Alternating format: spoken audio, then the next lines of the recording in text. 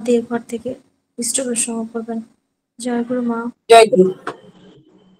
আপনি 25 থেকে 30 মিনিট বলুন। আমার আওয়াজ শোনা যাচ্ছে? হ্যাঁ, ক্লিয়ার একবারে। আমি ভিডিওটা অন করব না, আমার একটু ফোনে ডিস্টার্ব আছে, আমি ভিডিওটা অন করব না। জয় গুরু। পরম প্রিয়ময় শ্রী শ্রী ঠাকুরের শ্রীচরণে আমার প্রণাম। পরমারাধ্যা জগৎজননী শ্রী শ্রী বড়মার শ্রীচরণে আমার প্রণাম।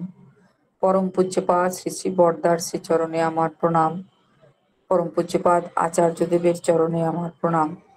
আর আজকে অনলাইন সৎসঙ্গে সবাইকে আমার আনন্দিত জয় গুরু।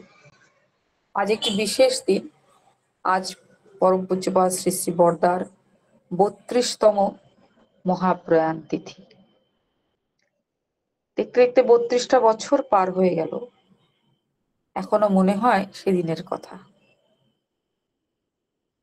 এই দিনটার জন্য আমরা কেউই প্রস্তুত ছিলাম না,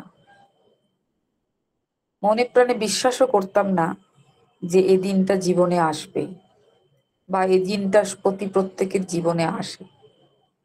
তাই মানসিক দিক থেকে আশ্রমের মানুষরা আমরা কেউই তৈরি ছিলাম না। তিনি পুরীতে দেহত্যাগ করলেন, আমি তখন গুয়াহাটিতে। ঠিক সন্ধেবেলায় খবরটা আসলো, তৎক্ষণাৎ মন্দিরের পরিবেশটা অন্যরকম হয়ে গেল। বাবা স্তব্ধ হয়ে গেলেন, কোনো কথা আর বললেন না। তার কিছুদিনের মধ্যেই, অর্থাৎ দুদিনের মধ্যেই আমরা সবাই দেওঘর ব্যাক করলাম। যথারীতি 11 দিনে তার পারলৌকিক ক্রিয়া শেষ হওয়ার পরে আর কিছুদিন, মানে মাত্র আর 2 মাস পরেই আমি আমার বাবাকে হারালাম। অর্থাৎ শ্রী শ্রী বড়দা চলে যাওয়ার 2 মাসও তিনি আর বেঁচে থাকলেন না, কথাবার্তা কমিয়ে দিলেন। আমরা বুঝতে পারলাম যে তিনিও আর থাকতে চাচ্ছেন না।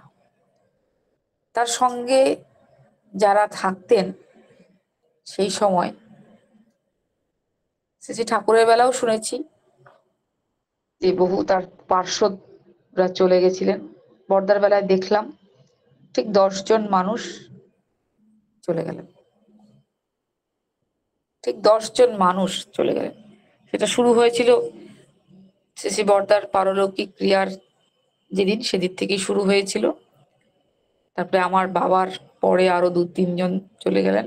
মোট 10 জন মানুষ 2 থেকে আড়াই মাসের মধ্যে চলে গেলেন। এই ওতপ্রোতভাবে জড়িয়ে থাকার মানুষগুলোর কাছ থেকে অনেক কিছু শিখেছিলাম। বাবার কথা ছেড়েই দিলাম, শ্রী শ্রী দাদা বলতেন যে বাবাকে জীবনীটা লিখতে, বড়দার জীবনীটা বাবাকে লিখতে বলতেন। বড়দার কাছে থেকে যারা সঙ্গ করেছেন তারা বুঝতে পারতেন যে কি মানুষের সঙ্গ তারা করতেন। বাবার কাছে শুনেছি তিনি নারকেলের মতন ছিলেন। ওপরের খোলসটা ছিল ভীষণ শক্ত, আর ভেতরে ছিল নারকেলের মতন মিষ্টি। আমাদের ছোটবেলাটা তার সঙ্গেই কাটলো। তিনি ওই যে আশ্রমের প্রত্যেকটি বালক বালিকাকে শেখালেন কখন কি করতে হয়। এই নাম ধ্যান করার কিন্তু পদ্ধতি আমরা যে করি, 9টার সময় যে নাম দেওঘরে হয়, এগুলো সমস্ত কিন্তু তারই সৃষ্টি করা। তিনি করেছিলেন এই আমাদের মতন ছেলে মেয়েরা নাম ধ্যানে অভ্যস্ত করার জন্য, ছেলে মেয়েদের নাম ধ্যানে অভ্যস্ত করার জন্য। ছোট্ট ছোট্ট জিনিস তার কাছ থেকে শিখেছি আমরা, যেমন নাম ধ্যান করার সময় কিভাবে বসবো, তারপরে আহ কেমন করে নাম করব, সেই সমস্ত কিছু তিনি তখন শেখাতেন। বাণী পাঠ কি করে করি আমরা, আজকাল সবাই বাণী পাঠ করি, একটা শব্দের ঘাড়ের উপরে যেন আরেকটা শব্দ না ওঠে, বারবার এসব কথা বলতেন। প্রত্যেকটা শব্দ সামনে যে শুনবে সে তার কানের ভিতরে যেন মস্তিষ্কে পৌঁছায় প্রত্যেকটি শব্দ। তাই একটা শব্দের থেকে আরেকটা শব্দের গ্যাপ থাকতে বলতেন।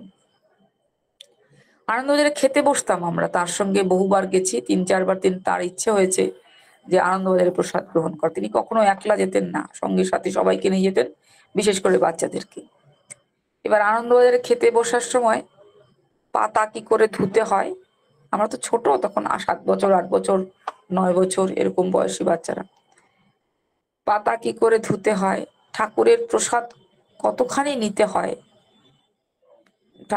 খাওয়ার পরে কিভাবে পাতা উঠিয়ে ফেলতে হয়, আর এতটুকুও প্রসাদ যেন নষ্ট না করা হয়। তারপরে বলতেন আনন্দবাজারে প্রসাদ বেশি খেতে নেই, প্রসাদ সবসময় অল্প খেতে হয়, পেটে খিদে রেখে প্রসাদ খেতে হয়। এই শিক্ষাগুলো যখন মনে পড়ে, তখনকার সময় শিখেই গেছি, শুধু যা বলেছেন তাই করে গেছি। আজ মর্মে মর্মে বুঝতে পারি এই কথাগুলোর অর্থ কি ছিল। মনে পড়ে তিনি এক সময় এই আমাদের সকালে প্রার্থনায়, জেনারেলি যা হয় সকালে প্রার্থনায় কেউ যেতে চায় না, দেওঘরে প্রচন্ড ঠান্ডাও পড়ে, আর তাছাড়া সকালের ঘুমের বাচ্চা কাচ্চারা সকালে ঘুম থেকে ওঠাটা ভীষণ সাংঘাতিক ব্যাপার। তো তিনি একবার ঠিক করলেন সবাইকে লুচি ছোলার ডাল আর লুচি সুজি খাওয়ানো হবে। তার জন্য দেওঘরে একটা লুচির মেশিন আসলো, লুচি বানানোর মেশিন আসলো। আমরা বসে থাকতাম, শ্রদ্ধেয় দুলাল দা বা কখনো কখনো শ্রদ্ধেয় কার্তিক দা ভোগের সেই লুচি আর ছোলার ডাল তার সামনে এসে দিত।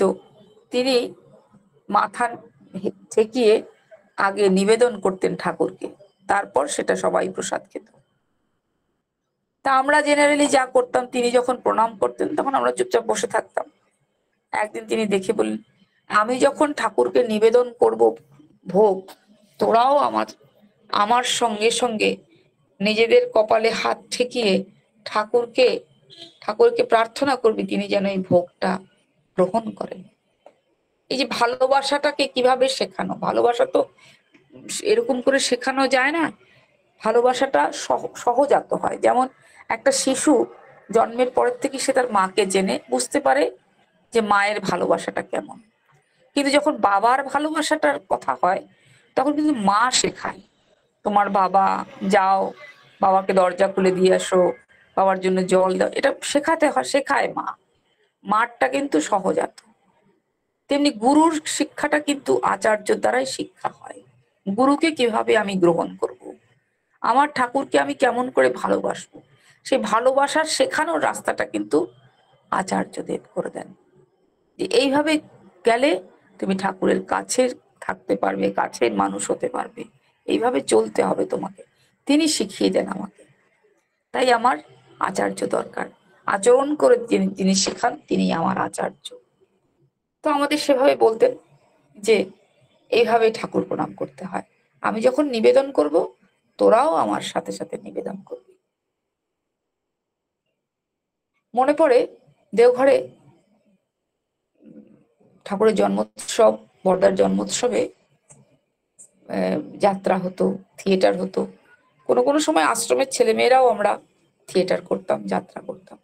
রিহার্সাল দেখতে যেতেন তিনি। আমাদের মধ্যেও কিছু ছেলে মেয়েদের খুব উৎসাহ হতো যে রিহার্সালটাও দেখার। এবার রিহার্সাল দেখতে গিয়ে দেওঘরে পুরুষ মহিলারা একসাথে থিয়েটার করতো না, পুরুষরাই মহিলার সাজ সেজে করত, বা মহিলারাই যখন মহিলারা একলা থিয়েটার করতো, যেমন আমরা যদি যখন করতাম তখন আমরাই পুরুষের অভিনয়টা আমরা নিজেরাই করে নিতাম, পুরুষরা মহিলার করতো, মহিলারাও পুরুষের করতো, সেই দুজনে একসঙ্গে কখনো করতো না, আজও সেটা করে না। তো যাই হোক, সেখানে তিনি একজন আমাদেরই আশ্রমের এক দাদা, তিনি এক মহিলার অভিনয় করছেন। মানুষটা 6 ফুট লম্বা ছিলেন সৃষ্টিকর্তা। তিনি দেখালেন যে হেলে দুলে চললেই কি মেয়েদের মতন চলা হয়, মেয়েদের চালনার মধ্যে একটা নমনীয় ভাব থাকে, কোমল ভাব থাকে, একটা সবসময় নত হয়ে থাকার ভাব থাকে, তার সমস্ত শরীর মন দিয়ে কিন্তু আভিজাত্যের প্রকাশ থাকে, অথচ তার মধ্যে থাকে একটা নত হওয়ার ভূমিকা। তাই সবটাই তোমাকে ফোটাতে হবে। তিনি হেঁটে দেখে আজও আমার মনে পড়ে, তিনি যখন হাঁটছিলেন, হেঁটে হেঁটে দেখাচ্ছিলেন সেই দাদাকে এইভাবে চলতে হয়। এই যে ছোট ছোট শিক্ষাগুলো তিনি যোগ ব্যায়াম করতেন, আমাদের আশ্রমের ছেলে মেয়েদের তিনি যোগ ব্যায়াম নিজে শেখাতেন। ঠাকুর বাড়িতে এসেই সেই শিক্ষাটা হতো, অনেকটা সময় আগে, প্রার্থনার আগে আসতেন, এসে শেখাতেন। কোনো কোনো সময় সকালবেলা 9টার নামের পরেও তিনি শেখাতেন যোগ ব্যায়াম কেন করতে। একটা সময় তিনি খুব যোগ ব্যায়াম শেখাতেন। একটা সময় তিনি সবাইকে নিয়ে হাঁটতেন, ঠাকুর বাড়ি চতুর্দিকটা অনেক জোরে জোরে জোরে জোরে হাঁটতেন। তার সঙ্গে হাঁটা এমনিতেই ঠাকুর পরিবারের মানুষের সঙ্গে হাঁটা খুব মুশকিলের ব্যাপার, কারণ তারা অতিরিক্ত স্পিডে হাঁটেন। কারণ জেনারেলি যেটা পারিবারিক দিক দিয়ে, বংশ দিক দিয়ে দেখা যায়, ঠাকুরও খুব স্পিডে হাঁটতেন।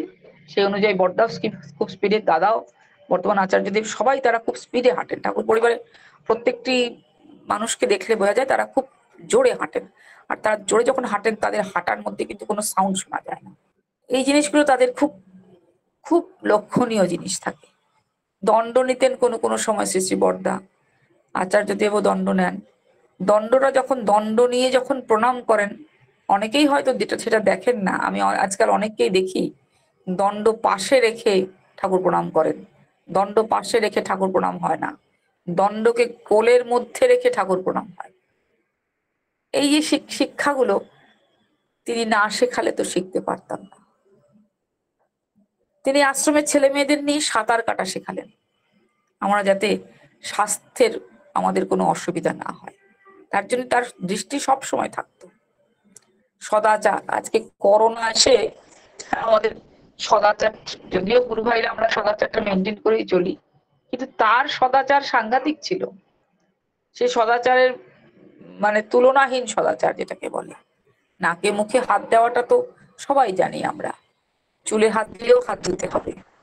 কথা বললে দৃষ্টি তার এত প্রখর ছিল, চারিদিকে তিনি মাথাটা ঘুরিয়ে দেখতেন, কেউ হাই তুলছে তার মুখে হাত নেই, কেউ হাঁচি মারছে তখন তার মুখে হাত নেই বা রুমাল নেই, এগুলো তার দৃষ্টিতে খুব ছিল। একবার এই ছোট ছোট ছেলেদেরকে সামনে যারা বসতো, একদিন সে ধুতি নিজে হাতে ছিঁড়ে, ধুতি নিয়ে এসেছেন নিজে হাতে ছিঁড়ে ওই ছোট ছোট ছেলে মেয়েদের রুমাল দিয়ে দিলেন, রুমাল করে দিলেন। আশ্রমের তো এত প্রাচুর্য ছিল না, বাহুল্যতাটাও ছিল না যে রুমাল কিনে এনে রুমাল হাতে নিয়ে চলবে, তিনি দিলেন। এরকম বহু করেছেন তিনি এসব এইসব ছেলেপিলেদের শেখানোর জন্য। বইয়ের পাতা উল্টানো, জেনারেলি আমরা বইয়ের পাতা খচখচ করে উল্টিয়ে দিই, পছন্দ করতেন না, বলতেন ওরও প্রাণ আছে। ধীরে সুস্থে বইগুলো খুব যত্ন সহকারে বইগুলো খুলতেন বা খুলতে শেখাতেন। ঠাকুর বড়দার বাড়িতে একটা লাইব্রেরি আছে। তখন তো আজকাল লাইব্রেরিয়ানদের কোর্স হয়, তখন তো কোর্স ছিল না। যিনি লাইব্রেরি দেখাশোনা করতেন, আমরা তাকে কাকাবাবু বলে ডাকতাম। সে কাকুকে আমি একদিন জিজ্ঞেস করলাম, কাকু ওই লাইব্রেরি বইগুলো যে রাখো তুমি বড়দার বাড়িতে, কিভাবে রাখো? সেটাও একটা আর্ট, জানি তো, বড়দা শিখিয়েছেন। অ্যালফাবেটিক্যালি বইগুলোকে রাখতে হয়। দেখুন কতদিন আগের কথা। আর দেওঘরে এগুলো লাইব্রেরিয়ান শিক্ষা টিক্ষার কোনো জায়গাও ছিল না, কিন্তু তিনি শিখিয়েছিলেন বই কিভাবে রাখতে হয়, বই কিভাবে ধরতে হয়। বহু যুগ আগের কথা বলছি, 1900, খুব অসম্ভব তার তীব্র ঘ্রাণ শক্তি ছিল, তীব্রতার শ্রবণ শক্তি ছিল। একটা শব্দ হলে চট করে বুঝতে পারতেন কিসের আওয়াজ। পাখি ডাকছে, পাখিটা কি বলছে বুঝতে পারতেন। দূরে থাকলেও বলতেন ওর অসুবিধা হচ্ছে, একটা ঘন্টি, আপনারা হয়তো খেয়াল করেছেন আচার্যদেব যেখানে বসেন তার পেছনে যে একটা গাছ আছে, সেই গাছে এখন আছে কিনা আমি জানি না, একটা টিন থাকতো, টিনের মধ্যে একটা বাজনা বাজানোর একটা মানে ভেতরে একটা কিছু থাকতো, ঠং ঠং করে বাজানো। পাখিরা এসে ঝগড়া করলেই সে শালিক পাখিটাকে একটুকে বাজিয়ে দেওয়া হতো যাতে উড়ে চড়ে ঝগড়া না করে। এগুলো খুব, তিনি খুব প্রখর দৃষ্টি, তার ঘ্রাণ শক্তি ছিল সাংঘাতিক। কিছু একটা গন্ধ হলে ঠিক বুঝতে পারতেন যে কি হচ্ছে না হচ্ছে, হাতে টাচ করে বুঝতে পারতেন যে জিনিসটা পুরনো না নতুন। আমি একটা ছোট্ট কথা বলি, হয়তো অনেকের মধ্যে প্রশ্ন জাগতে পারে, কিন্তু তবু আমি বলি কথাটা। সেটা সবাই জানেন, শেষে বড়দাও কিন্তু স্মোক করতেন। আমি এটা বলছি 1951-52 সালের কথা, যে সময় আমার বাবা আশ্রমে থাকতে শুরু করেন, সেই সময়কার কথা। তিনি স্মোক করতেন, একটা ব্র্যান্ড ছিল, পার্টিকুলার ব্র্যান্ডে সেই স্মোকই করতেন। যাই হোক, ওই লাইটারের ব্যাটারি শেষ হয়ে গেছে না পেট্রোল শেষ হয়ে গেছে, কিছু একটা হবে, আমার পার্টিকুলার মনে নেই কোনটা, কিছু একটা শেষ হয়ে গেছে।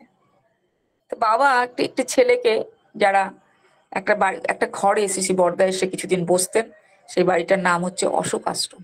সেখানে আপনারা গেলে দেখতে পাবেন তার প্রতিকৃতি রাখা আছে। তখন নাট মণ্ডপ টণ্ডপ কিছু হয়নি, এই জন্যই বলছি।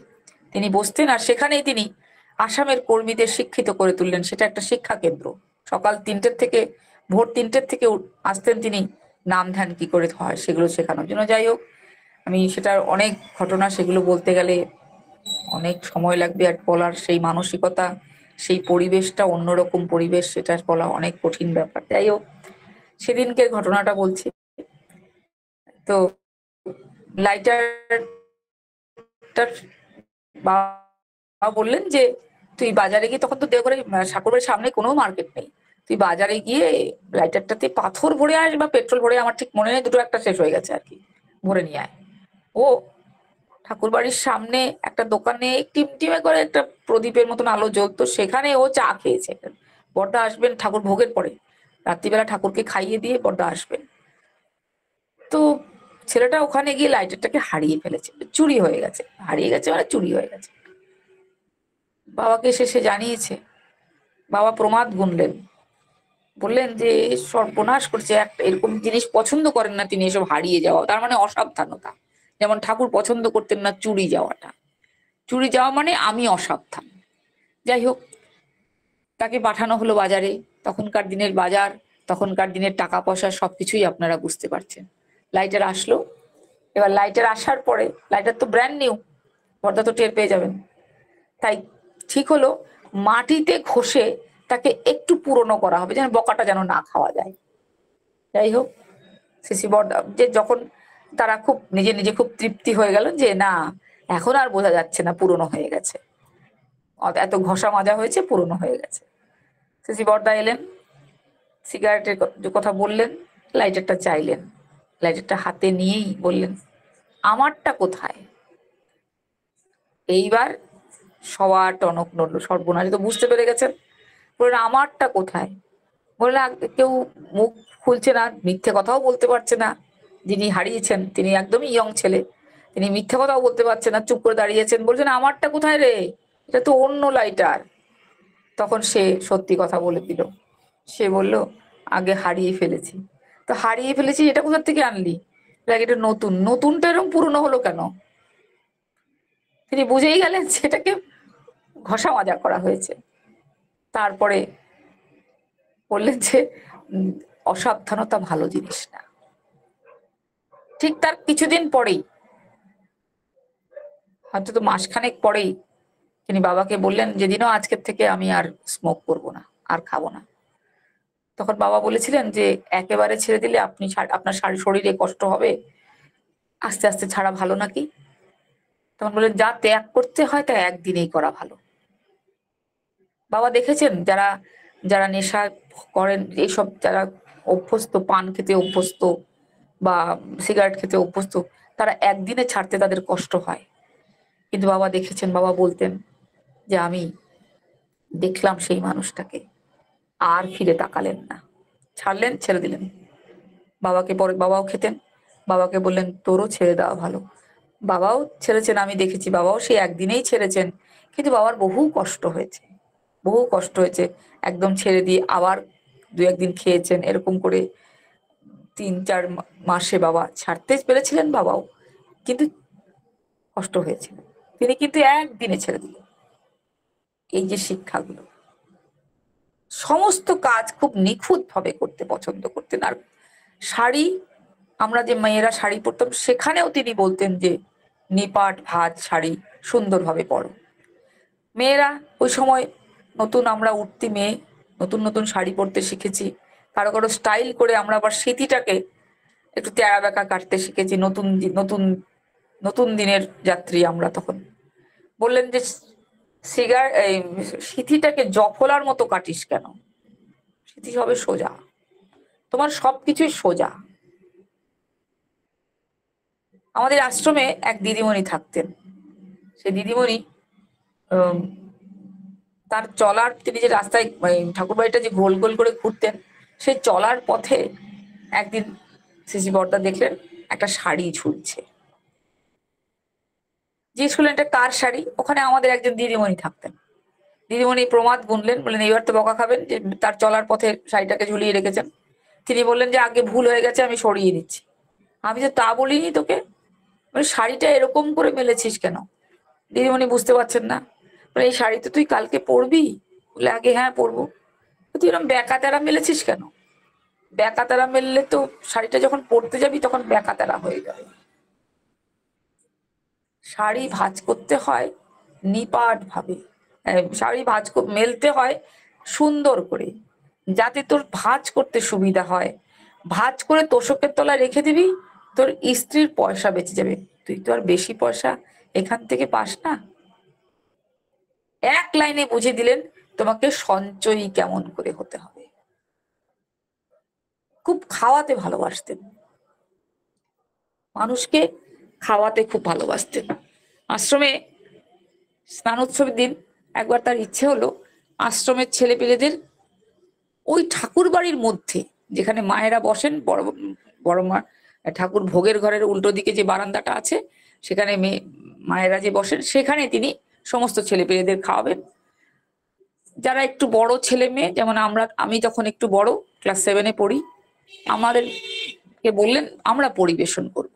নতুন নতুন শাড়ি পরতে শিখেছি, খুব আনন্দ সহকারে পরিবেশন করব। আম খাওয়ানো হবে, যে যত আম খেতে পারে। এবার নতুন নতুন শাড়ি পরেছি, এক হাতে ভাতের বালতি, এক হাতে ডালের বালতি, শাড়িও পরেছি। আমাকে এসে বললেন শাড়ি এমন করে পরেছিস, পরে যাবি, শাড়িটা ঠিক করে পর। তা এক হাতে ভাত, ঠাকুর বাড়িতে এঁঠো কাটা ভীষণ মানা হয়, আমরাও মানি ভাত টাতের এঁঠো, কিন্তু অনেক সময় আমরা কি করি, ডাল তরকারি এঁঠোটা মানি না। কিন্তু ঠাকুর পরিবারের মানুষ, তারা কিন্তু সম্পূর্ণ জিনিসটাকে এঁঠো মানে। নুন পড়লেই এঁঠো হয়ে যায়। তাই খাওয়া মুখের কাছে যাওয়া মানেই এঁঠো। ঠাকুর পরিবারকে যখন পরিবেশন করতে হয় অনেক সাবধানে করতে হয়। যাই হোক, তিনি বলছেন যে শাড়িটাকে, কাউকে বললেন যে ওর শাড়িটা ঠিক করে দে। তো সে ঠিক করে দিল, কিন্তু মনঃপুত হলো না তার। নিজে এসে আমার আঁচলটা কোমরে গুজে দিলেন, দিয়ে বললেন শাড়িতে হোঁচট লেগে তুই পড়ে যাবি, পড়ে গেলে ব্যথা পাবি। আর এই তোকে দেখতে যে ছেলেপেলেরা খেতে বসেছে, তারা দৌড়ে আসবে, দৌড়ে আসার সময় বিশৃঙ্খলতা হবে, আর বিশৃঙ্খলতা ঠাকুর পছন্দ করতেন। এই যে প্রত্যেকটা লাইনের পেছনে ঘুরিয়ে গিয়ে বলা যে ঠাকুর পছন্দ করতেন না। সেদিনকে শিখলাম যে আমি যে কাজটি করব, যা কিছুই করব, তার সমস্ত কাজই কিন্তু ঠাকুরের কাজ হিসাবে আমাকে করতে হবে। কারণ এতটুকু অসাবধানতা হলে সেই কাজ পণ্ড হবে। শুধু আমি আমি ব্যতিব্যস্ত হব না, আমাকে সঙ্গ করে যারা যারা চলছেন, তারা প্রত্যেককেই অসুবিধায় পড়বেন, যে অসুবিধাটা ঠাকুরের বাঞ্ছনীয় নয়। এইভাবে তিনি আশ্রমের মানুষদেরকে কাজ শেখাতেন। একদিন পাঠ হচ্ছে, পাঠের পরে নিয়ম হচ্ছে ছোট ছোট ছেলেরা যারা, তারা সামনে বসে, সেই ছেলেদের কাজ ছেলেরা করতে, সেই ছেলেরা 5 বছর, 6 বছর, 7 বছরের ছেলে, তারা তারা ওই সিসি বর্দার বিছানার মধ্যেই বইগুলো থাকে। পাঠের আগে সবাইকে ডিস্ট্রিবিউট করে দেওয়া হয়। বাংলা পাঠ পণ্ডিতদা করবেন, তারপরে হিন্দি পাঠ করবেন রামানন্দ, রাজুদার বাবা রামানন্দদা, তারপরে উড়িয়া পাঠ হবে, অসমিয়া পাঠ হবে। সিরিয়ালি যারা বসেন পাঠ করতে, তাদেরকে সবাইকে ছেলেরা বইগুলো দিয়ে দেয়। একটা ছেলেই করে, আজকে একটা ছেলে করে তো পরের দিন আরেকজন ছেলে করে। পাঠের পরে আবার সেই বইগুলো তার বিছানায় এসে রাখতে হয়, এটাই নিয়ম। এবার রাখার সময় ওই একটি 6-7 বছরের শিশুই বলবো, তারা শিশুই তখন, সে কিছু ভুল করেছে। সিসি বদ্দা এক দৃষ্টে তাকিয়ে বলছেন হয়নি, হয়নি। ছেলেটি বুঝতে পারছে না কোথায় ভুল হচ্ছে। সিসি বদ্দা বারবার বলছে, ও বারবার ঠিক করছে যে কোথায় বোধহয় টেরা বেঁকা করে গুছাচ্ছে বোধহয়, ও বারবার ঠিক করছে, তাও বলেছেন শিশি বর্দা হয়নি। তো যখন ও কিছুতেই বুঝতে পারছে না, তখন তিনি বললেন, কালকে কি বইগুলো এভাবেই পড়া হবে? তৎক্ষণাৎ, তার সঙ্গ করা ছেলে তো, তৎক্ষণাৎ বুঝে গেল। সে বলল, আগে না, ভুল হয়ে গেছে। অর্থাৎ ছেলেটি বাংলার পরে ইংরেজি রেখেছে, ইংরেজির পরে হিন্দি রেখেছে, সত্যানুসরণ। কিন্তু বাংলার পরে পরের দিন যাতে কোনো অসুবিধা না হয়, বাংলা ফটাফট যেন চোখ বন্ধ করে দিয়ে দেওয়া যায় বই, এইভাবে তিনি শেখাতেন। তারপর সেই বইগুলোকে সুন্দর করে তার বিছানার মধ্যে একখানি রুমাল দিয়ে, আপনারা আজও দেখবেন, দেখলে বুঝতে পারবেন তার বিছানার মধ্যে কিছু বই থাকে। এখনো ভাই, এখনো আছে কিনা আমি বলতে পারবো না, 2 বছরে বই থাকে, একটা রুমাল দিয়ে বাঁধা থাকে। তিনি সেটাই পছন্দ করতেন। তার কারণ হচ্ছে, কারণটা বুঝতে আমার অনেক দেরি লেগে গেছিল, অনেক মানে অনেক দেরি লেগে গেছিল। কারণটা বুঝতে পারতাম না, এই বইগুলো রুমাল দিয়ে বাঁধার কারণটা কি। আজ বুঝি, বইগুলো কার? ঠাকুরের বই। ঠাকুরের বইতে মানুষের চলাফেরার ধুলো যেন না লাগে, তার জন্য তিনি তার বিছানাতে সেই বইগুলো বেঁধে রাখতেন। এতখানি ভক্ত আর বোধহয় কোথাও দেখা যায় না। তাই জন্য হুজুর মহারাজ বলেছিলেন শ্রী শ্রী ঠাকুরের জন্মের সময়, इस बार बाप और बेटा होके राधा स्वामी दयाल फिर से आएंगे, बाप और बेटा होकर लीला करेंगे। এটা তার তার কথাই বলেছেন। আমরা আজকাল অনেক সময় ফেসবুকে দেখা যায় দাদার কথাও বলে, আচার্য দেবের কথাও বলে লোকে, কিন্তু তা কিন্তু না। হুজুর মহারাজ কিন্তু শ্রী শ্রী বর্দার সম্বন্ধেই বলেছিলেন কথা, राधा स्वामी दयाल फिर से आएंगे, फिर एक बार आएंगे, बाप और बेटा होकर लीला करेंगे। সত্যি সত্যি তাই। ভক্ত কাকে বলে শ্রী শ্রী বর্দাকে না দেখলে বোঝা যায় না। যারা অনেক বই লিখেছেন, তার পরিবারের থেকেও শ্রী শ্রী দাদা লিখেছেন, বর্তমান আচার্যদেব লিখেছেন, প্রত্যেকের অভিজ্ঞতা তার সম্বন্ধে। আমি আমার অভিজ্ঞতাটা বললাম। ছোট ছোট জিনিস তার কাছ থেকে দেখেছি, শিখেছি।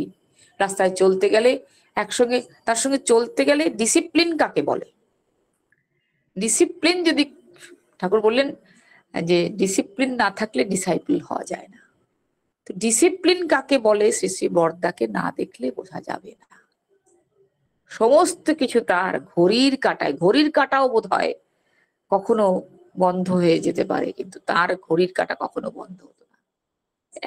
যখনই এসে বসতেন তখনই প্রার্থনার শুরু হতো, মানে এত টাইমিং ছিল তার। ছোটবেলায় দেখতাম, প্রশ্ন জাগতো, আমরা ঠাকুর প্রণাম করি, বড় মা প্রণাম করি, তারপর বর্দার প্রণাম করি। বর্দাকে দেখতাম, কারণ আমি, আমার জন্মের 2 বছর পরে ঠাকুর চলে গেলেন, তাই আমার বোধ বুদ্ধিতে অত ঠাকুরের সাথে কথাবার্তা তো আমার সেরকম কিছু আমি জানি না। কিন্তু বর্দাকে দেখেছি, বর্দার বাড়ির থেকে যখন আসতেন আগে বড় মাকে প্রণাম করতেন, তারপর ঠাকুর প্রণাম করতেন, তারপর নিজের জায়গায় গিয়ে বসতেন। যখন ফেরার সময় তখন ঠাকুর প্রণাম করে বড় মার প্রণাম করে চলে যেতেন। এই মাথায় ঢুকতো না এই কাজটা তিনি করেন। আগে তো সবাই ঠাকুর প্রণাম করে, তিনি কেন আগে বড় মাকে প্রণাম করেন? বাবাকে জিজ্ঞেস করতে বাবা উত্তরটা দিলেন। আর এই উত্তরটা মনের এমন জায়গায় গেঁথে গেল যে কি কি অসাধারণ সাধক না হলে এ কাজ করা যায় না। সে সময় বড় মা খুব অসুস্থ। ঠাকুর যে কেউ আসে তাকে জিজ্ঞাসা করেন, এখন বড় বউ 10 মিনিট পরে পরে, আধা ঘন্টা পরে পরে ঠাকুর জিজ্ঞাসা করেন যে বড় বউ আজকে কেমন আছে রে। শ্রদ্ধেয় দেবী একদিন বলছেন যে আপনি এই আধা ঘন্টা 10 মিনিট পরে পরে জিজ্ঞাসা করেন, আপনি তো দেখছেন কেমন আছেন, আর এখনই তো জানলেন কেমন আছেন, কেন জিজ্ঞাসা করেন? দেবীদাকে বললেন, বিয়া তো করোনায় মনি, বউর মর্ম কি বুঝবা। এই কথা বললেন ঠাকুর। বড় মা ঠাকুর বর্দা দেখলেন যে ঠাকুরের বলতে, বারবার জিজ্ঞাসা করতে অসুবিধা হচ্ছে, কষ্ট হচ্ছে, বারবার মানুষকে জিজ্ঞাসা করছেন। তাই তিনি এই নতুন পন্থা শুরু করলেন। সিধা নিজের বাড়ির থেকে এসে বড় মার সমস্ত খুঁটিনাটি জেনে, তিনি কি খাবেন আজকে, কি পথ্য দেওয়া হবে, ওষুধটা কি চেঞ্জ হবে না কি হবে, সমস্ত জেনে শুনে ঠাকুর প্রণাম করতে গিয়ে ঠাকুরকে সব কথা বলতেন। মা আজকে এমন এইটা খেয়েছেন, মার আজকে শরীর ভালো, মা আজকে একটু হেঁটেছেন, মার পথ্য চেঞ্জ করে দেওয়া হয়েছে, ওষুধ এটাই চলবে, এই সমস্ত কথা তিনি বড়দাকে ঠাকুরকে জানাতেন।